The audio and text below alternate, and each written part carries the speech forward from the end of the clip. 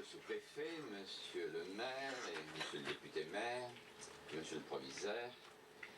chers amis, monsieur le président du conseil régional, bien sûr, enfin, chers amis du conseil régional, du conseil général, messieurs les maires, mesdames, messieurs. Très rapidement, je voudrais dire que effectivement, je voudrais effectivement m'associer en tant que conseiller régional et surtout que conseiller général, représentant ici M. Philippe Adnaud qui n'a pu venir. Je voudrais m'associer à ce qui vient d'être dit sur le caractère très heureux de cette journée. J'y vois trois ou quatre symboles, n'est-ce pas, et trois ou quatre faits de société importants. Je crois que premièrement, ça marque bien que l'institution régionale est maintenant un partenaire à part entière avec qui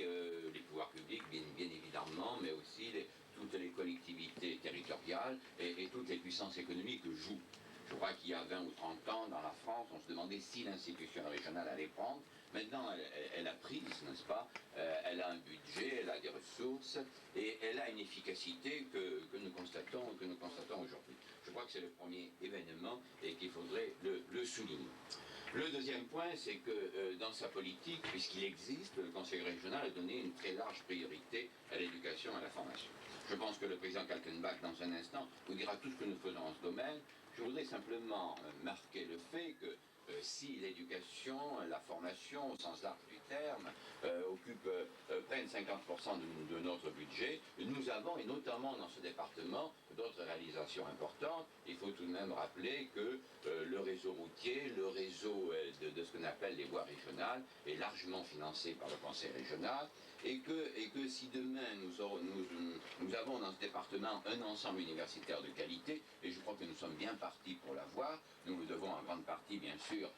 au gouvernement qui a accepté de délocaliser, comme l'on dit, ou de déconcentrer quelque peu l'université de Reims, mais on le doit largement à l'effort du Conseil régional et du Conseil général. Alors j'espère que cet effort qui se concrétise ici aujourd'hui à Romilly, avec cette première pierre, se poursuivra. Je sais que Michel Cartelet a quelques grandes demandes auprès du Conseil régional, sans nul doute dans une seconde il en parlera, profitant de la présence de Jean Kaltenbach et de l'ensemble des conseillers régionaux. Je sais qu'il y a un problème de désenclavement de la SCAR notamment, et qu'il y a le problème de l'électrification de la ligne Paris-Bâle, qui ne dépend pas essentiellement d'ailleurs des collectivités locales, il faut le dire, ça dépend essentiellement de la SNCF et de l'État, mais ça dépend aussi pour une partie, bien évidemment, de l'effort, de la pression que le Conseil général et que le Conseil régional peuvent exercer. Alors je pense que, puisque la région existe, puisqu'on joue avec elle, je pense que cette première pierre, cet effort en faveur de Romilly continuera et que demain, les Romillons qui ont quelques grands dossiers à présenter à la région bénéficieront à nouveau des retombées financières, bien évidemment, de la région.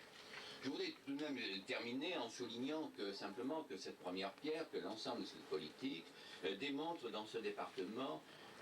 la cohésion de l'ensemble des élus. Je voudrais le dire parce que très souvent on a l'impression qu'il y a des grincements. Oh, il y a des grincements. Toute vie publique, toute vie administrative, toute vie tout court, n'est-ce pas, professionnelle est faite de grincements. Mais je veux dire qu'une manifestation comme celle de ce matin, et l'ensemble d'ailleurs des inaugurations, l'ensemble des programmes qui se développent dans ce département, démontre bien et je le dis en présence du président Jean Kaltenbach, en sachant bien qu'il ne peut que m'approuver, et qu'il y a entre le Conseil régional,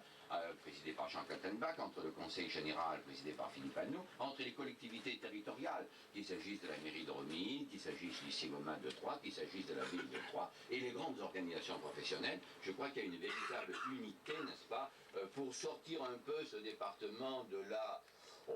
crise est peut-être un grand mot, il y a une crise nationale, il y a une sinistrose locale, pour sortir un petit peu de ces difficultés, en tout cas de cette atmosphère un petit peu lourde, et pour faire que ce département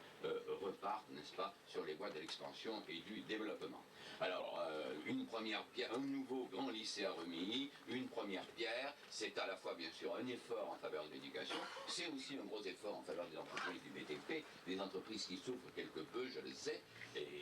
mais